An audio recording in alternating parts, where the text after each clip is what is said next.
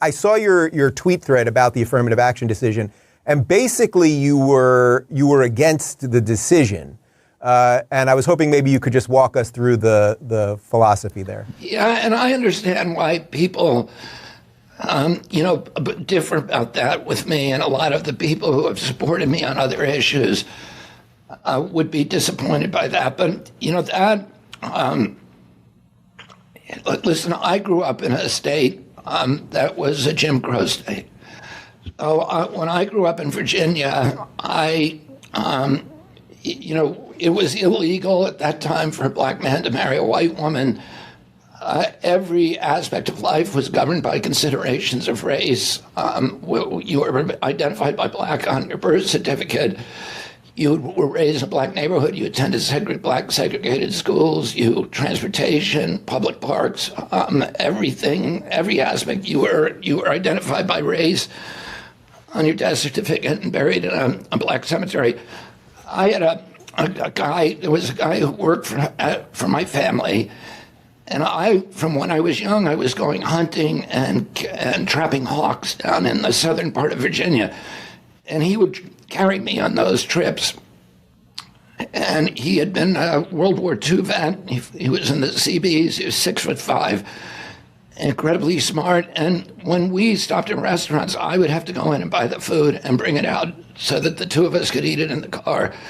He asked me one day to accompany him into the local shoe store because he was not allowed in the shoe store. I had to buy the shoes from him, bring them outside, and he had to try them on the curb.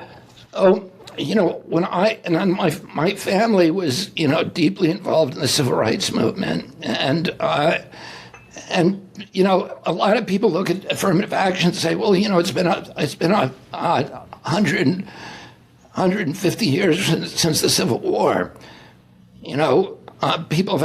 Black Americans have had time to recover.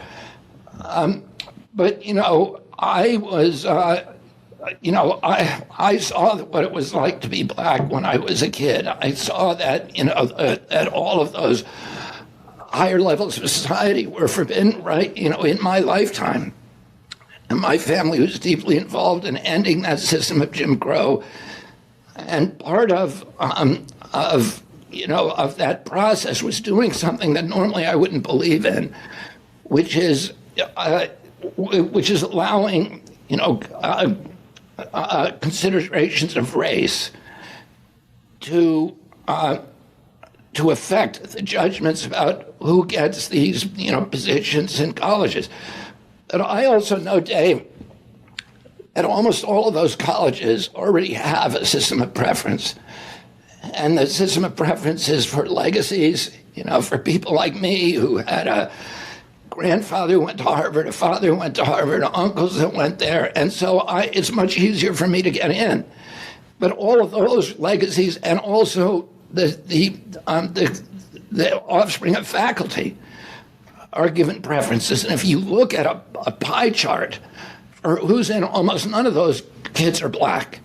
So this is kind of a way of counterbalancing that. And it's not, believe me, I have a lot of problems with it too. And let me tell you what the problems are that I see with affirmative action. Is one, it's just contrary to American values that, that we're a meritocracy. It's an illusion, though, as I say, that we're a meritocracy, because there are all these built-in biases and preferences. But also, I think that the bigger problem is what Barack Obama called, the subtle bigotry of low expectations. That people, a black kid in a college, in a good college, that people are looking at that kid and saying, "Oh, he got in here because he got a preference." And I don't think that's good for America either. So I understand that I think the Supreme Court has made a decision. That debate is now over about affirmative action. We're moving on, and we're going to, try to preserve the beachhead that black Americans got during that period in faculty positions, in business positions, et cetera. But for me, I would say that we probably should have kept it in place for a few more years, but, it's over now. Right. I get the intentions. Just one more on that. What would you say in that case to the kid, the say 16 or 17-year-old Asian kid who, scored perfect on his SATs and had all A's, and he knows he's not getting into Harvard because someone with significantly less grades is going to get in. No one gave that Asian kid anything. He might be second American from South Korea and his parents owned a bodega. That was a lot of kids that I grew up around. I mean, what do you say to that kid? I think that's what the nugget really comes down to here. Yeah, I agree with that. I think it's not an easy position on any side to take, but as far as that Asian kid goes, there's kids getting into that college because they're good at sports, who don't have that kind of academic discipline or academic performance record. So there's all kinds of biases that get certain people in, it's not a straight meritocracy. There's no college. There are very few colleges in this country. I'm not going to say no. Just look at your GPA and your test scores and say that the top 3,000 kids with the best test scores in the country are the kids that are going to get into this college. All the decisions are dripping with bias of one kind or another. So, and unfortunately, the bias, these studies show that the biases tend to reflect the racial composition of the admissions department. That people tend to favor people who look like them and give them a preference. And, a lot of the admissions departments didn't have black people in them.